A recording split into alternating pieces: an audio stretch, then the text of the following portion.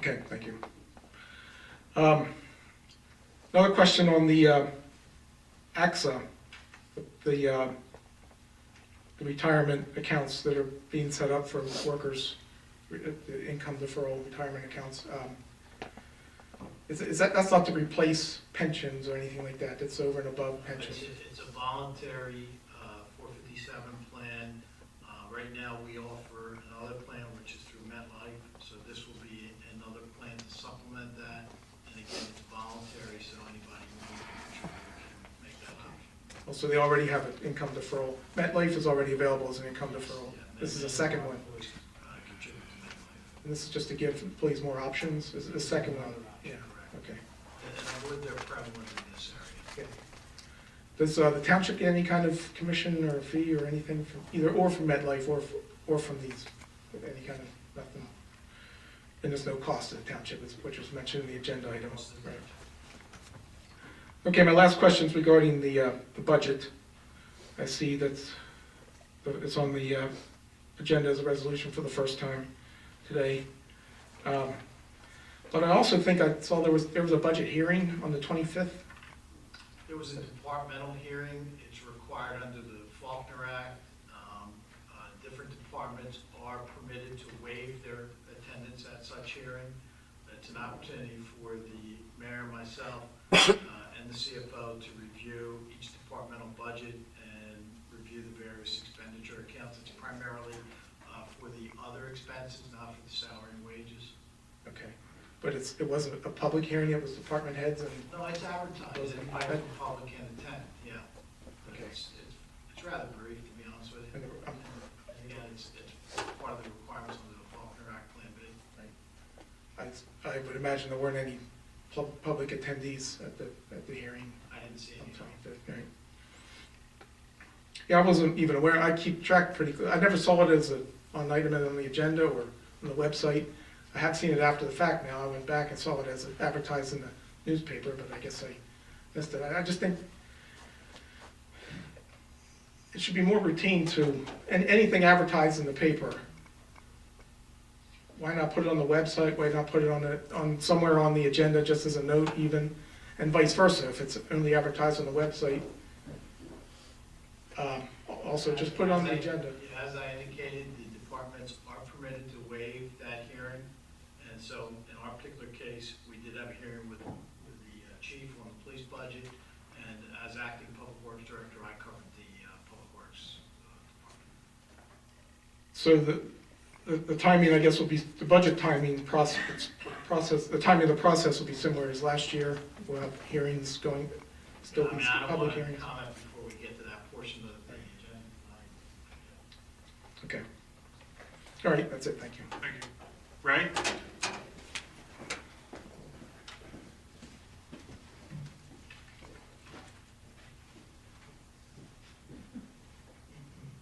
Good evening, Council. Ray Polidor, Ariel. Good evening, Ray. A couple follow-up questions on Resolution 1503-093. On the redevelopment, and if you should move forward with the solar project, who will be paying for this project? The project, paying for the project will be completely with the redeveloper. The township won't have any funds into it, and the redevelopers agreement, once it's settled, they're supposed to reimburse the town for any mod fees or costs, or Blue Sky Power's fees and costs, and putting all this together and assisting them with getting this process. So the solar company will put Give up all the tax. the capital, and then how will they make it back? Well, they're going to, it's going to be, if it all goes through, they'll be paying Radford Township to use the land. They'll be making their money by selling the energy they produce, either to hopefully Kent County College, is what they're trying to do. And also, if it works out, the economics work out, tying into the system, the net, and making money from Atlantic City Electric, if it's supplying them. So in lieu of, And there's also, since they're a private entity, there are tax credits they get and other things, planning, and Ray is beyond my ability to figure out how all the tax incentives work and make this a profit, but they do make a profit out of it. Okay, so this will be more of a rent-lease type deal with a solar company coming in, producing electricity and selling it. We're just the We're just landlord. landlord. Okay. One other question is, now that we have solar panels all over every school in the township just about, is it true that any of the schools in this township are charging the township back rent for the solar panels on their property? That's false. I'm sorry? That's false. Okay, that is false. But the schools are reaping the benefits of the energy savings on their utility bills. Okay, and all of the projects that are on the school property are solely for that particular school? Absolutely.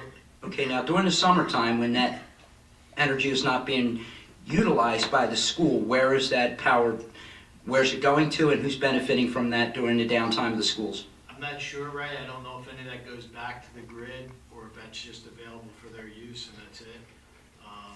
But I do know that what's out by the schools is going to the schools to offset their utility bills. Okay, so being the conversation we had previously with the schools on that, where the Gloucester Township School District is still at a shortfall with us, 60,000.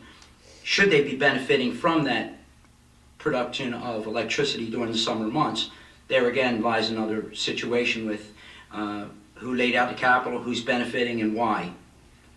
Well, there was no cost to Gloucester Township taxpayers for the installation of those solar panels. That was done under PPA with Marina, and Marina absorbed all costs. So there is no cost. The benefit is to all the taxpayers in as much as reducing the expenses for the school, which is a large portion of your property tax bill.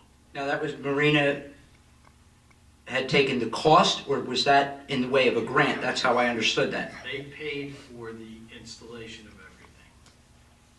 Am I correct, Mr. Campbell?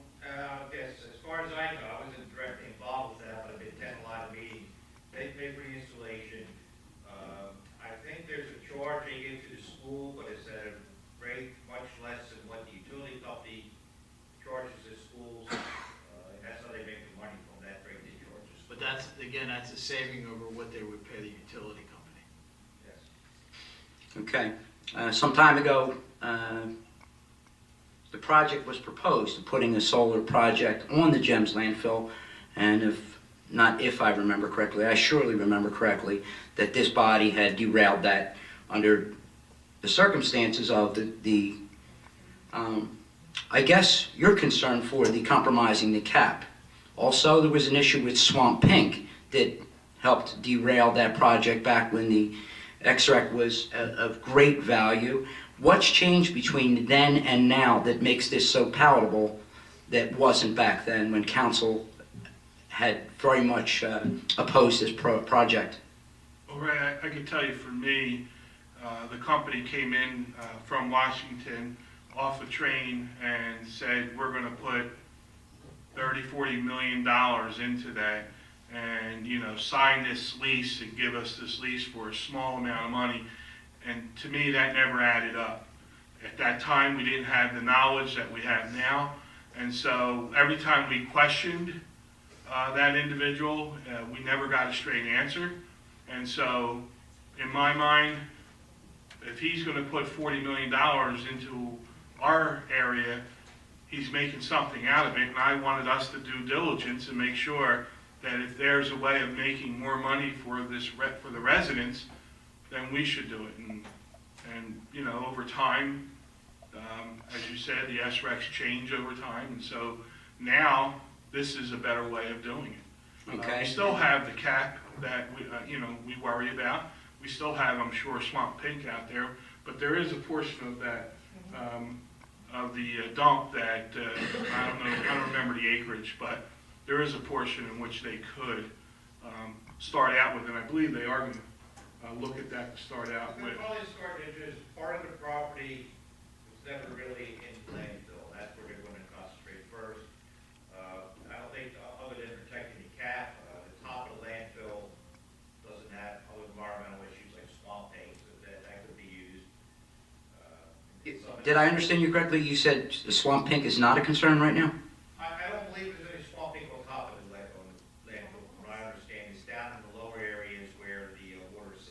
There wasn't at the last time that a project didn't move forward. And Mr. Bianchini, I'm sure you remember that Mr. Burkhart from Washington DC had proposed for that plan that in order for the investors to make their money back on the project, there would be a pie, and that every one of the investors would get theirs back on the slice of the pie, including Gloucester Township would have an equal slice of that. So at the time, I do remember that being beneficial to the township, especially with a high XREC value at the time. Well, I don't remember, to be honest with you, Ray, but I know that they were proposing, and maybe Mr. Schmidt or Mr. Mercado may remember, but it just didn't add up to me that someone's willing to come in, don't know anything about it, about our property, about what's there, what's not there, couldn't give us guarantees that there wouldn't be any piercings of the cap. It just didn't, to me at that time, didn't add all up. And I remember- The lease was also blank as to what amount of dollars would be paid to the Township of Gloucester. When they were questioned, they said, well, that is an open end, the lease still requires negotiation. That's another reason why we wouldn't. I thought I remember Mr. Burkhart including in the structure that a sled type structure that would lay on top of the cap and not pierce the cap.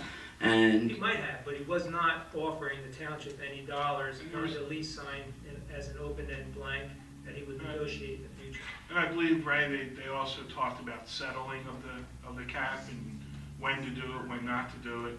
So there was just a lot in my mind, a lot of unanswered questions. does council remember bringing in Ray Angelini to give his assessment of what might be a palatable idea for that? And I don't remember that going anywhere at that time, and that was at the request of council. Yeah, no, And what was the reason that was declined? I don't remember off the top of my head, Ray, but yeah, I do remember bringing him in and asking his advice, his opinion on it. Understood. And my last question is, I remember you responding to Ms. Musser that the GTMU way would get the results of the readings from GEMS. Now, is there any concern from this council and the liaison to the GTMU way that these readings are being submitted to GTMU way with an operator of only a Cert 3? Is he qualified to make a determination on these readings? And are we absolutely sure? Because I'm sure that this temporary extension of courtesy from the DEP, which is due to expire in April, this will be moving forward. And how are we expected to know that the person reading these or taking these readings and making a determination on them at the GTMUA is going to be qualified to make a well-educated decision on this, and what confidence does this body have? Well, the GTMUA, Ray, has an agreement with an individual, Rick Eustace to be exact, he has that certification, if I'm saying it appropriately, a certification that Mr. Carr is testing for as we speak. So from my understanding, the state approved how they were handling this situation with Mr. Carr, and I know Rick Eustace has been contracted with to assist Ray. Where did Mr. Eustace come from? Where did he come from? He's a Gloucester Township resident. And he possesses a Cert 4? Executive Director, Ray, at I want to say Bordentown MUA.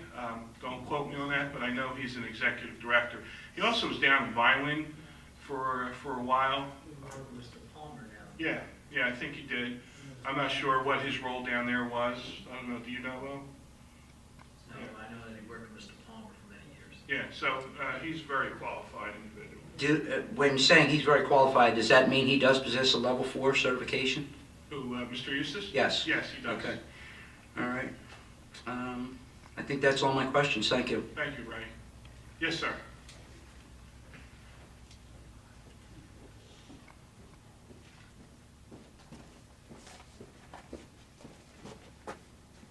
Good evening, Mr. President and Council. I haven't seen you in a while. It's good to be back. Can you name and... Oh, sorry. Joe Reed from Millbridge Homes. I have a question about a different resolution here that when I first read it, I quite frankly thought it was kind of trivial, and then realized that it's given the same weight as every resolution that's been discussed tonight, or it wouldn't be on this agenda. The township's invested money in it, in designing it and creating it. The members have read it until the board members, elected members, have read it until they're confident they can discuss it. And last but not least, our solicitor and his team have invested a lot of money in it. And it discusses, in the Reader's Digest, title of it, bird feeders. I'd just like to get through it. I have a couple questions about the definitions and results and what this resolution, which will soon be law. It's an ordinance, it's only on for first reading, this will have its own public hearing at next meeting. Okay, so eventually, it has the potential of becoming a law, correct, Mr. Right. President? Okay. In the section titled Bird Wildlife Feeding, I'd like to know the definition of excessive feeding. Where are you? Right here. I mean, the wildlife feeding, the first page. Excessive feeding of bird and wildlife in residential area. Yes. This, I'm sorry, I should read, this addresses bird feeders in residential areas, within 300 feet of a residential area.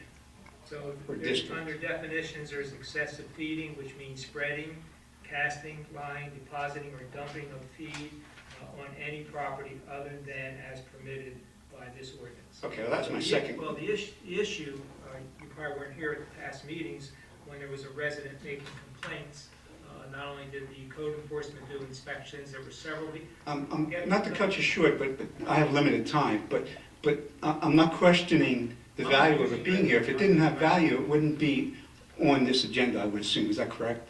Well, we felt, Joe, that the residents came probably over a course of 3-4 months requesting us. I'm sorry, that doesn't, I assume that's correct, that there's some value, Yeah. or the council would not be wasting the township's tax Right, there dollars is some for value. this, correct? Okay, correct me if I'm wrong, but excessive feeding is a result of the actions defined in means of spreading, casting light. It doesn't define excessive as a result of an action, correct? Well, the action would be if they're spreading. So that's the action, so what defines it of being excessive? Well, when you're laying or spreading excessive amount of feed. But isn't that- You're allowing. That's a lot of subjective. Animals. What's a lot? That's subjective. Well, a lot of this is subjective, and our inspectors would go out Who and inspects it? talk to, I'm sorry? Who inspects it? Who's coming into this residential property to inspect the bird feeders? Well, if there's a complaint, correct me if I'm wrong, Dave, it would be the code enforcement. Code enforcement. Okay. So that, we still don't know, do we agree that the word excessive could be subjective? Sure. And that's up to that's up to the code inspector's definition of excessive, correct? Whose qualifications are subjective, correct? They're used to seeing things. The amount of bird seed that should be in a bird feeder.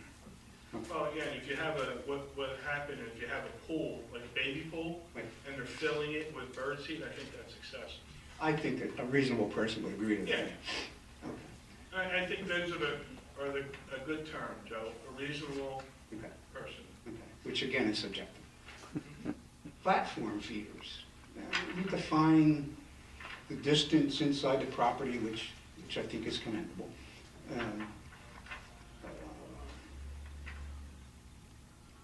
Define to some extent what animals consider domestic. But what we don't define is what minimum distance from a structure entrance can this be? No, it's not. This is one of the topics of this, as I read it, is safety. Now, it doesn't define safety to people or to birds or to both or what, but it would seem possible to me that if the bird feeder was a foot or two away from an entrance, that if a bird was there and little old lady came out and the bird flew away, that the little old lady could fall and get hurt, correct? Well, it must be 10 feet inside the property line. It doesn't say, right, it says inside the property line, but it does not define the distance from a structure entrance. Go ahead, Joe. Okay.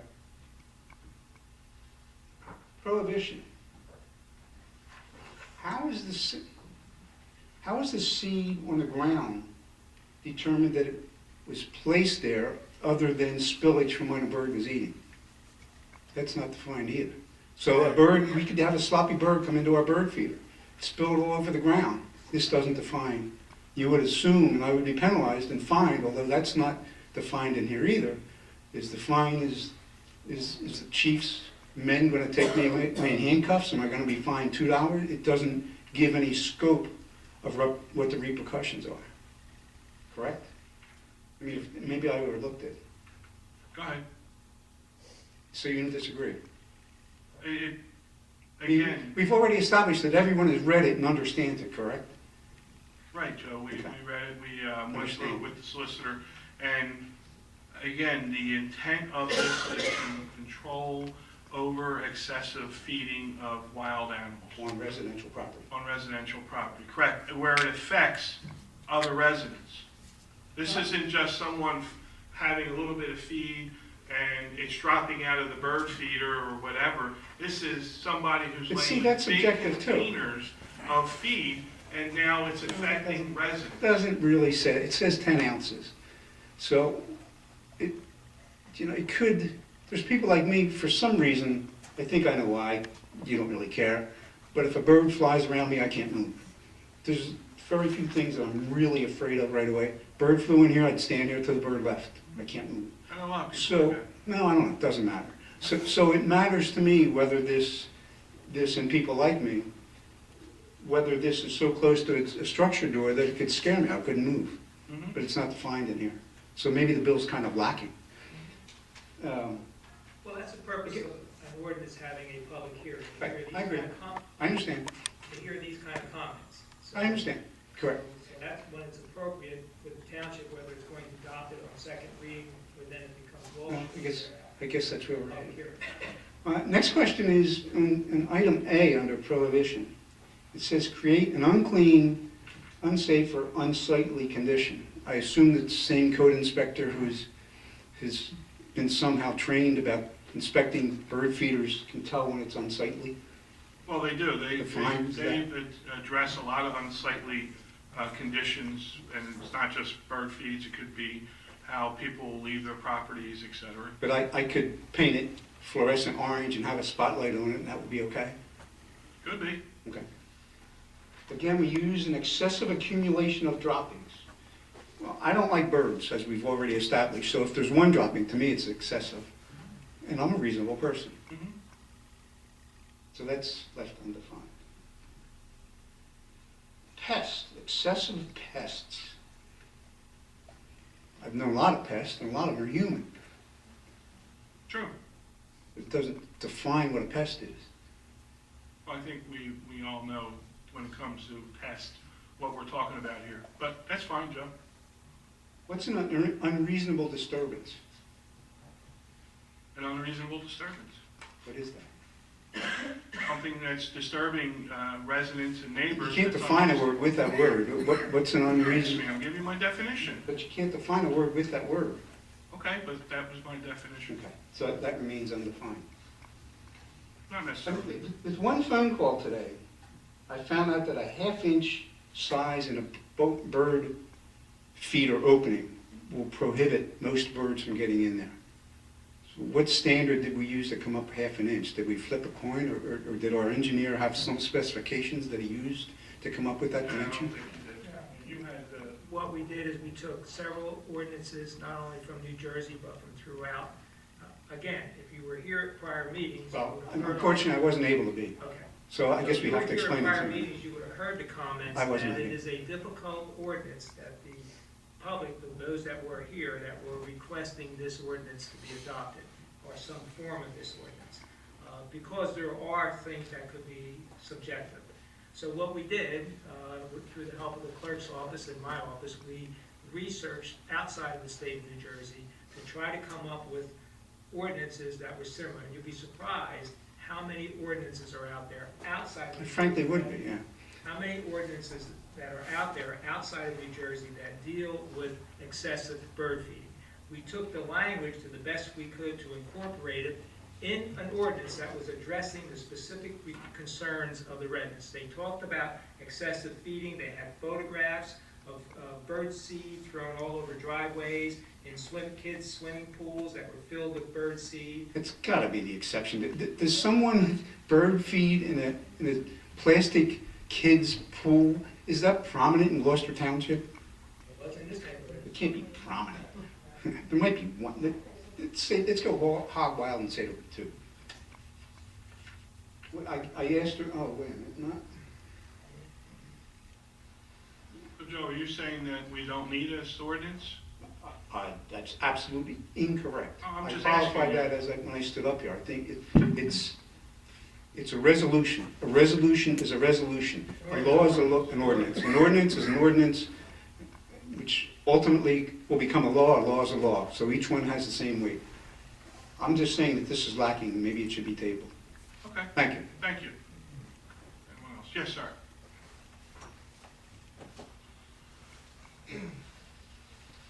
Evening, Council. Robert Kolakowski, Glen Oaks. The one question I have, and I was at the previous meetings where the residents spoke about the excessive feeding of her neighbor and the problems that it caused for her property. And I took it to mean that we were looking to curb the excessive feeding of animals. Now, before we had our dog, my wife, if there was, the ends of breads, she would go out and, throw it in the backyard to feed the birds. However, in the prohibition section, it says no bird seed, grain, nuts, crumbs, scraps, or any form of bird food or other foods intended to attract and feed bird or other wildlife shall be thrown or scattered on the ground or any property. Ground feeding is prohibited except contained in an approved platform feeder. That would make what my wife did against law. However, I don't think that would be excessive feeding. So it seems like we're curbing the excessive feeding by just prohibiting it completely, the way that I read that. And I understand how you read that, but again, I think a reasonable action by throwing some breadcrumbs or ends of bread, out to the birds is one thing. If it's attracting other undesirable animals that are causing problems for the rest of your neighborhoods, or the rest of your residents there, your neighbors, then I think that's a different story. I don't think throwing a couple pieces of bread is going to. And neither do I, but the way that it's written, No, and I respect that. that's what it's saying. I mean, it's, if you're having a backyard party and some of the hot dog buns or burgers or whatever fall on the ground, I mean, that would be included in it too. I mean, so again, I do agree that excessive feeding should be prohibited. However, I think it needs to be worded much more succinctly because again, the way it's read, it prohibits all feeding. Thank you. Okay, thank you, Joe. Rob, sorry. Anyone else? See no other hands, close the first public portion. Bid report? Gloucester Township Municipal Pool and Bridge Project. Motion to approve? On the question? Roll call, please. Mr. Schmidt? Yes. Mr. Silent? Yes. Mrs. Otto? Yes. Mrs. Blair? Yes. Mr. Mercado? Yes. Mr. Amy? Yes. Ordinance of first reading. Ordinance O-15-06. Ordinance amending Chapter 67A of the Code Book of the Township of Gloucester entitled Property Maintenance Code, Article 4, Responsibilities of Owners and Operators applicable to all properties and enforcement.